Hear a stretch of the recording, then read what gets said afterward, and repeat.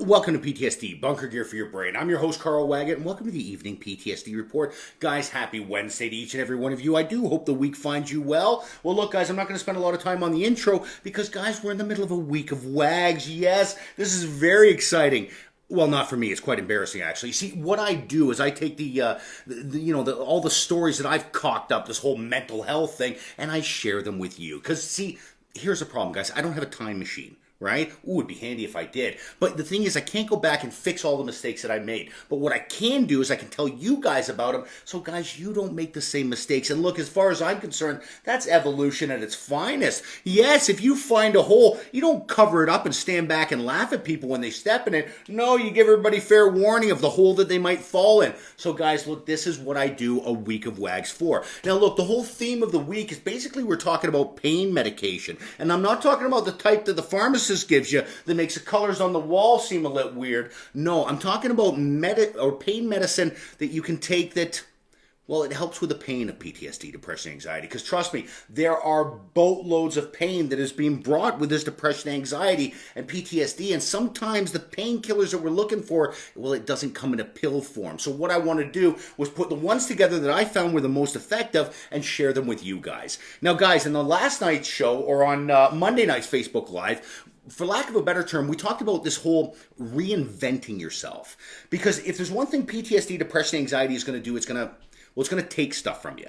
Right? And now I don't know what that is. That all has to do with you guys. But the real question is when that gets taken from you is, what are you going to do with the situation? Right? And unfortunately, depression, anxiety, PTSD will tell you that, no, I'm sorry, you've got to stay in this rut. Right? And you have to stay there and there's no way out of it. But guys, nothing could be further from the truth. No, guess what? You can zig and zag in these situations. And when we start to learn how to reinvent ourselves, guys, we don't have to wait for that ball to hit us right between the eyes. We can move out of the way of it. Now, please don't misunderstand. I'm not saying for a second that you're going to reinvent yourself by quitting your job and taking a job somewhere else. No, what I'm talking about is on your personal time. So yeah, keep working your 40-hour work week. I don't really care. But the fact is, when you're not working, that's the time that you need to reinvent yourself. But the problem is with most of us emergency service workers, what do you mean doing stuff for ourselves? That doesn't even make sense. So the problem is that nobody ever, well, they never go on this journey of reinventing themselves. And trust me, when you learn how to do this, massive dividends are paid. They truly are. Okay, so look, what we're talking about tonight, well, look, this is a subject that, look, I never put any stock in. Okay, I didn't think there was any merit to it. I heard a lot about it, but you know what? I really didn't think there was a lot to it. But when I started to understand the real power of what we're about to talk about tonight, look, I didn't give a shit about the embarrassment. I needed everybody to know about this because it is such an enormous asset. And guys, what are we talking about tonight? Well, we're talking about the company of pets. Yes, little fuzzy animals. You know what I'm talking about, right? Just having these little guys in our life, for some strange reason, they help out. And I didn't understand how this worked, but look, I'm here to tell you, it works. Okay, so look, to really get the understanding of this story, I'm afraid I've got to take you over my entire story. Don't worry, I'm not going to bore you too much. But guys, let's go back to 2002. Oh, it was a simpler time. But the fact was, that's when Carl got hired on the fire department. And oh man, let me tell you something. For the first 6 years, it was like I hit the lotto. Look, it was just like the movies as far as I was concerned. Maybe not the fires every single day, but the brotherhood and sisterhood, it was incredible. It was like being adopted into another family. Look, let me tell you, we played at golf tournaments, we went to football games. You know, the calls that I went on, they didn't seem to bother me at the time, right? So as far as I was concerned, I had this whole fire service thing locked down. Yeah, it didn't matter what I went to, it didn't seem to bother me. I didn't have nightmares, nothing bothered me. So guys, as far as I was concerned, I was living the dream. Well, all of a sudden year 7 or 8 rolls around, and I know it doesn't sound like a lot of time, but holy shit, I started to notice things different with me.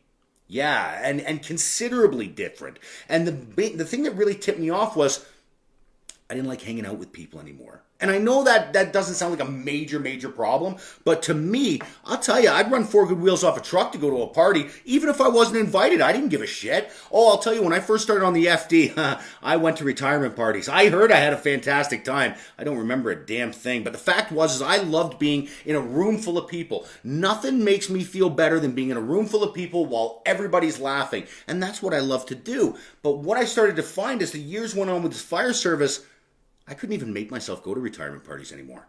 Seriously. And I mean, the thing is like, I'm not going into a room full of people I don't know. These were all people I worked with, but I couldn't, it was like I couldn't enjoy social aspects anymore. It was really weird. Now look, can I be honest with you?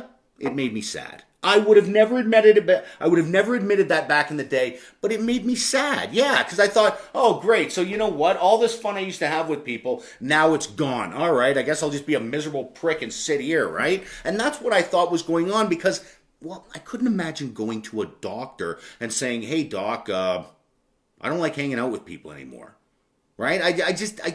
I couldn't fathom a solution to that whatsoever. And going to a psychologist, oh, no way. No, I wasn't doing that either. So the problem was I found myself caught in this really weird area of life where, look, the job was good, okay, personal life wasn't the best, but I just really didn't like hanging out with people. Well, as the story goes on, trust me, the wheels completely come off the fucking truck for Carl. And I go through a separation. Look, like I said, don't cry for me, Argentina. Lots of guys in our line of work go through separations. But I'll tell you what, if there's anybody out there that's bored with your life, go through a divorce. I'm joking. The fact is if you're going through a divorce, trust me, you're not going to be bored for very long. Well, this is where I found myself, and now all of a sudden I've gone through this divorce, and look, I don't care what anybody says, okay? That's a very embarrassing situation to go through. You know, it's embarrassing to try and explain to your kids why it didn't work between mom and dad. It's embarrassing to try and explain to your parents why it didn't work. You know what? You instantly lose half of your friends when you go through a separation.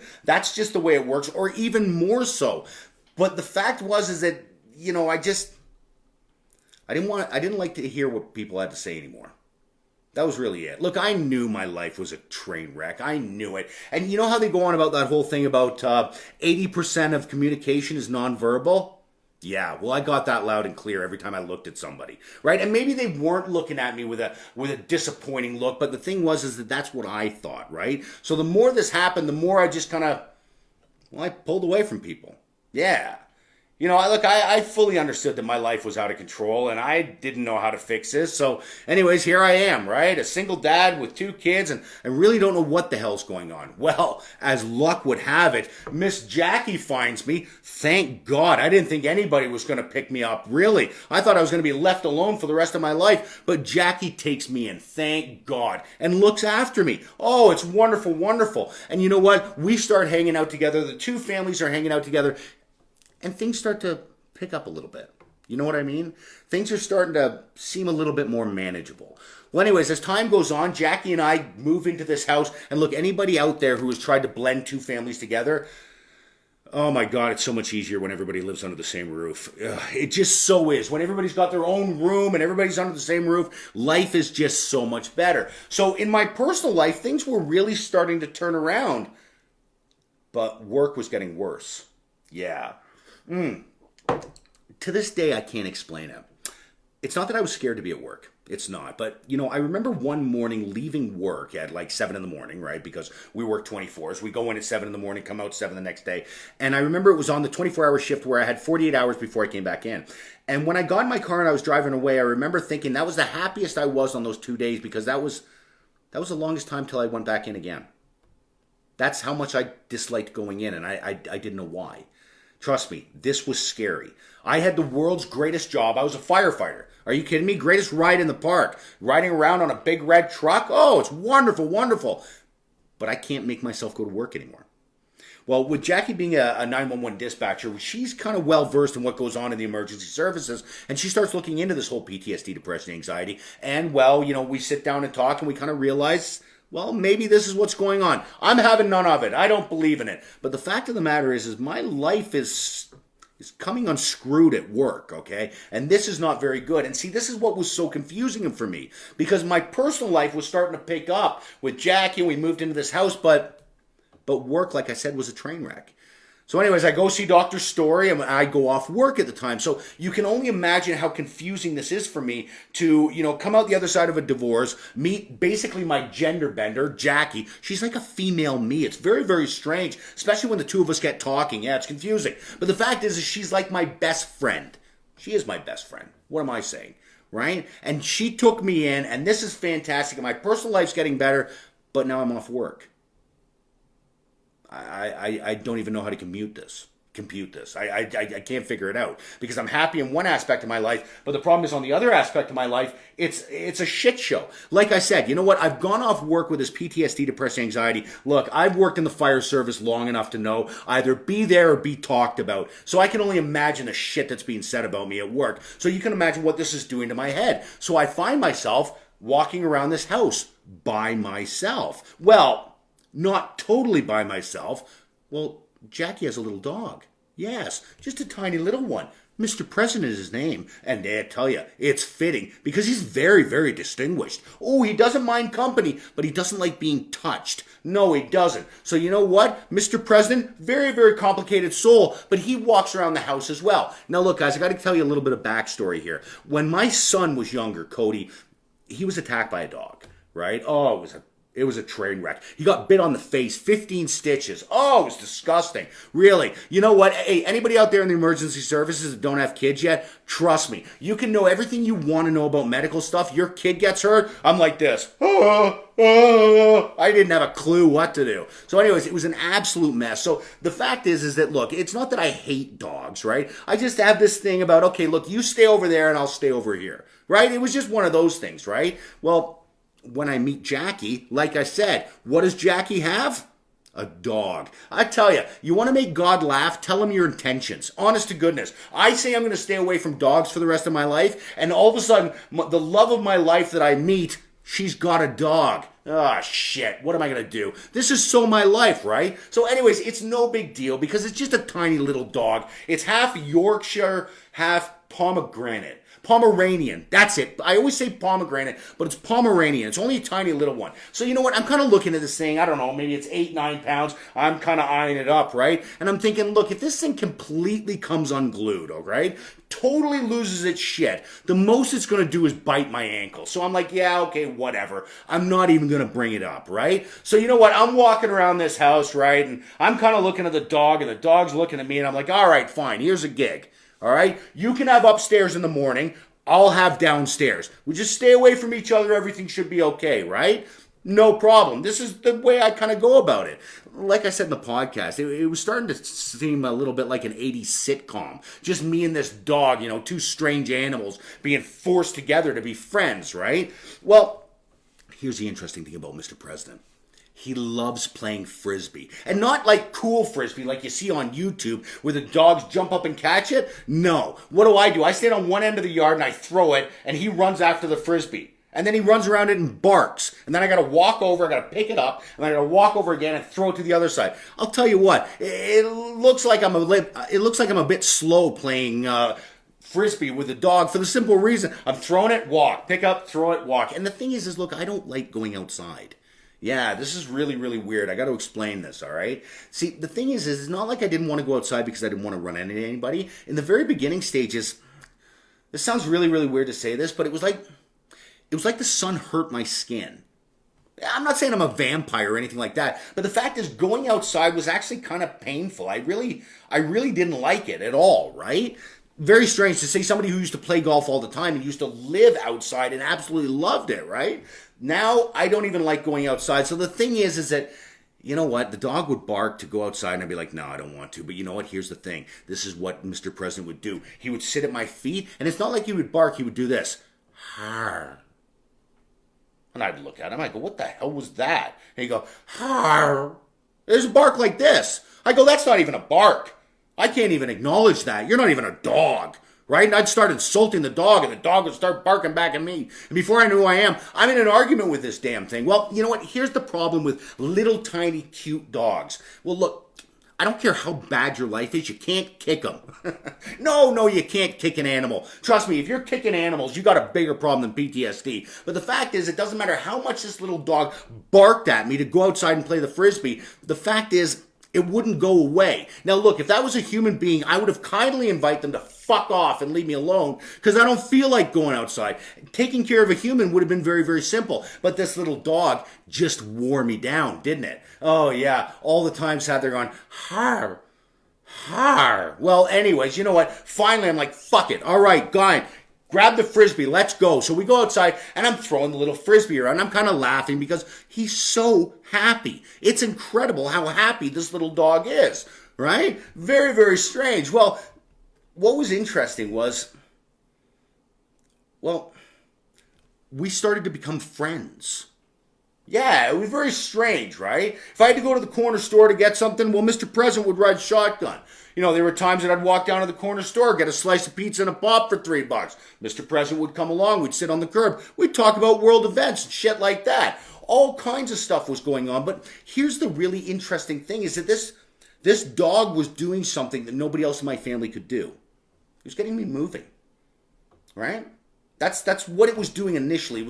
It was getting me moving. Because I'll tell you what, I would have sat on a lazy boy chair with no TV on there and just sat in the room like this, going, I can't believe how my life's coming apart. And I would have just kept doing that. But anyways, the dog, he keeps doing this and doing it and doing it. Well, anyways, you know what? No different than a little kid. The dog always wants more, right? So what does he start doing? He starts waking me up in the morning.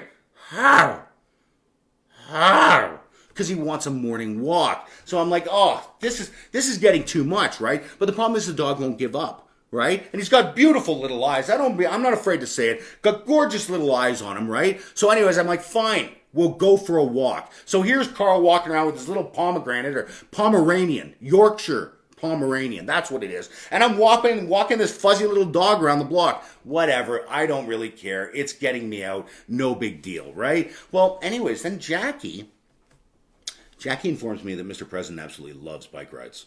I was like, bike rides? What do you mean? Like ride around and hold them like this? She goes, no, on my bike, there's a basket on the front. I said, yeah, but your bike is like this big. Like, you gotta be kidding. You want me to ride your bike around? Well, anyways, I'll tell you what. I walk out in the garage, Mr. President comes out, and I show him the bike with the basket. Well, I'll tell you what. This little bugger starts spinning around in circles like this. I'll tell you what. I couldn't say no to him. So you know what I did? I put a sweater on the little guy, and I put him in the basket. Look, hey, I'm a 40-year-old man that's off work with PTSD, all right? Look, my embarrassment level can't get any higher. So here I go, off on a bike that's 3 sizes too small, with Mr. President sat in the basket.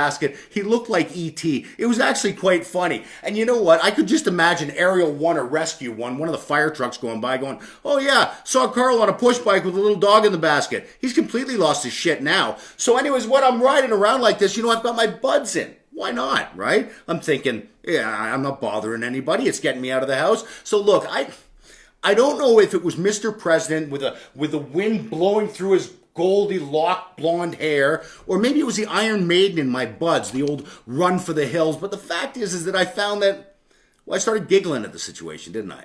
You know, it was kind of funny, right? Here's a guy on a bike that's 3 sizes too small for him. He's pushing around this dog, and the dog's happier than a pig in shit. Like, the dog is so happy, and I'm thinking, you know what, this is kind of cool. And like I said, for no reason, I was smiling. In that 2 months that I was off work, I can't remember ever smiling for no reason. It's weird. I know, there's no logic to it, right? But the fact was, this dog was accomplishing something that I found people couldn't anymore. It was weird. And look, I'm not saying it's just a dog, okay? I'm not saying just dogs. Guys, this is, I think, any animal. Like cats, you know, or a ferret, or like I said in the podcast, a falcon. Oh, I always wanted a falcon. Walk around with a falcon, that'd be the coolest thing ever. Yeah, but it doesn't matter what kind of animal. For some strange reason, these animals are able to talk to us in these really, really dark times.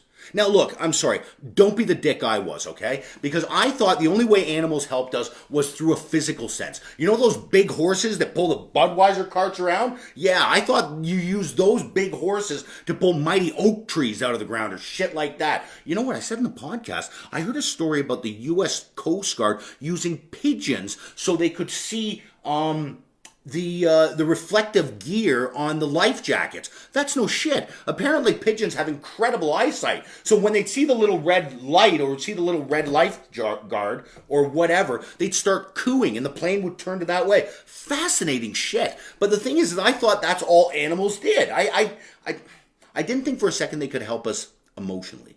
You know? I just didn't see it. I didn't see how that would happen. So if you're one of those really, really unfortunate people out there, okay, that just, look, people just can't reach anymore, okay? And then, look, there's nothing wrong with that, seriously. You know, there's some people out there that have been hurt in ways that you can't possibly imagine, and they are done with people, okay? That's all there is to it. If you find yourself in a situation like that, I'd put an animal on that job. Yeah, that's no shit.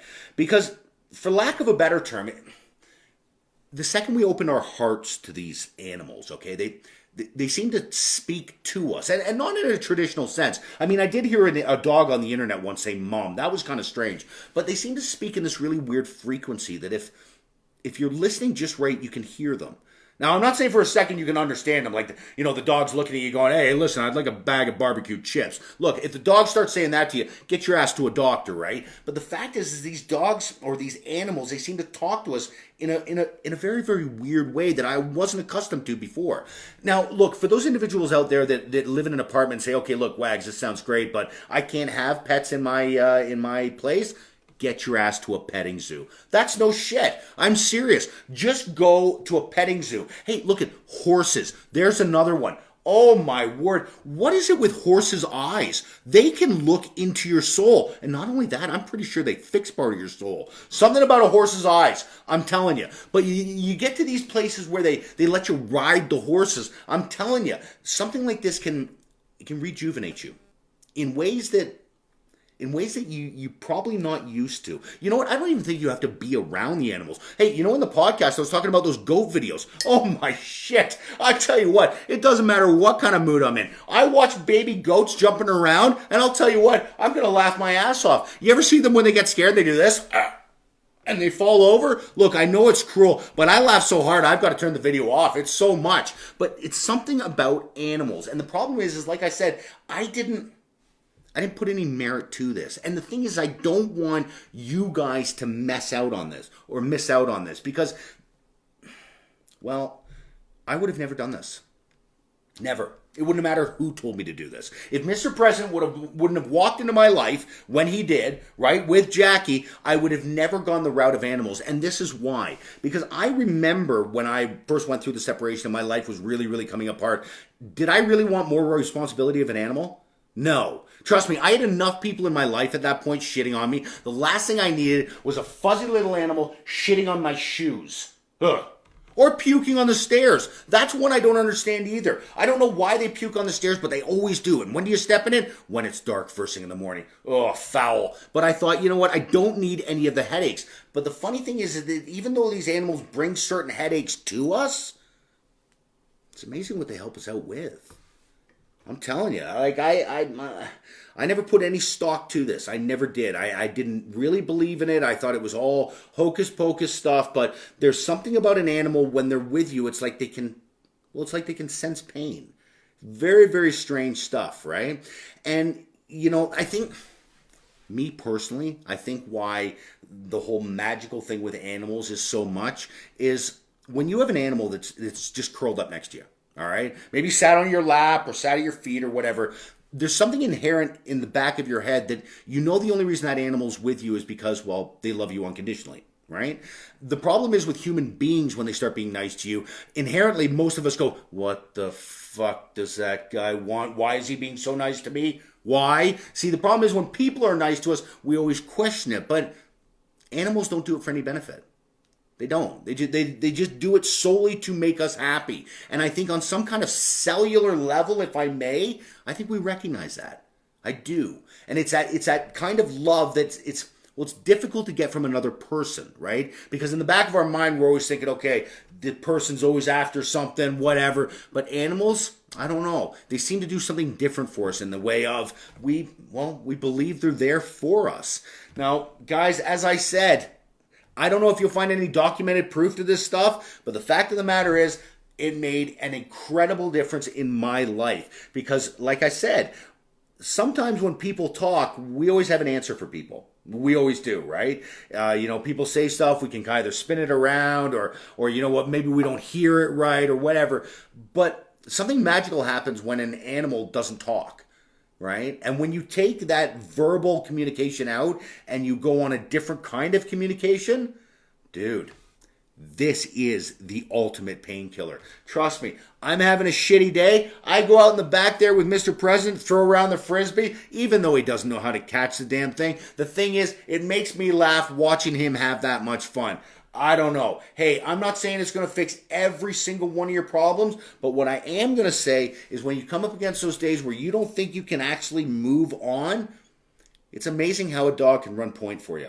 Or an animal, or anything. It doesn't matter. Any kind of animal, whether it be a traditional pet or a non-traditional pet, there is something about animals that, well, like I said, they speak to us on a really, really kind of weird, strange level. So guys, how's my time? Oh my God, I'm almost getting up there. 25 minutes. I gotta let you guys go. This is insane. Well, look, guys, I've got another podcast for you tomorrow, and we're gonna wrap up a week of WAGs with this one. Guys, a lot of people are gonna hate me for this one.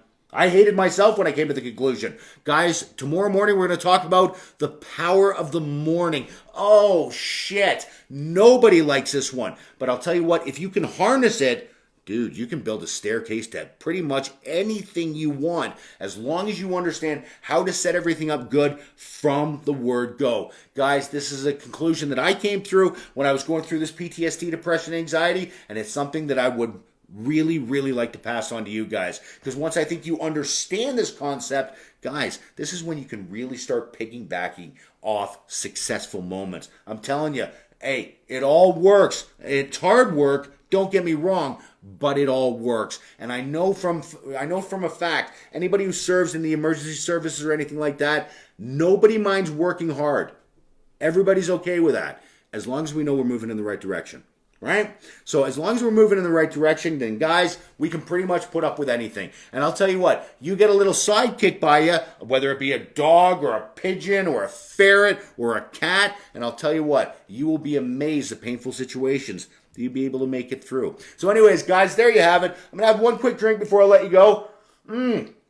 And as I said, guys, look, if you find this stuff is starting to bother you, this PTSD, depression, anxiety, whatever you want to call it, right? I've got a support group. Yes. How do you like that? I built it with my own two hands. These two. It's called the Bunker Room. It's in Facebook there. You send me a friendship request to Carl Waggett, and I'll send you an invitation to the Bunker Room. Basically, all it is people in there that suffer from this PTSD, depression, anxiety. You know what? Maybe don't want to tell everybody about it, but you know what? They share the odd experience in there. And guys, look, bottom line, it helps with perspective. And I think once you start to understand perspective, guys, this is when you can really start kicking the shit out of this disorder, injury, whatever the hell you want to call it. I don't really care. So guys, there you have it. You know what? I'm not saying you should go out and get a pet right now, but I'm telling you to look into it. I'm telling you, they seem to talk to us in a weird way. Not too weird a way, but a way to help us get up off the mat. That's probably the biggest thing. When I found those days that, oh God, you know what? This just isn't worth it. Yeah, Mr. President was right there, wanting to go for his bike ride, his morning walk, and then a little Frisbee in the afternoon. I'll tell you what, it may sound silly, but when I look back about it, it was a major game changer. It really, really was, and I would recommend you guys look into it as well. Anyways, guys, there you have it. I'll have that podcast for you tomorrow morning. I'm going to grab myself a soda pop, and then I'll jump back here in the comment section, say evening to each and every one of you. Guys, thank you so much for all the thumbs up and the hearts, and all the people that are joining us for the Facebook Live. Oh, warms the cockles of my heart, as my mom would say. It really does. I'm so glad you guys are getting something out of it. Anyways, you guys take care of yourself. I'll have that podcast for you tomorrow morning. You guys take care of yourself. Night.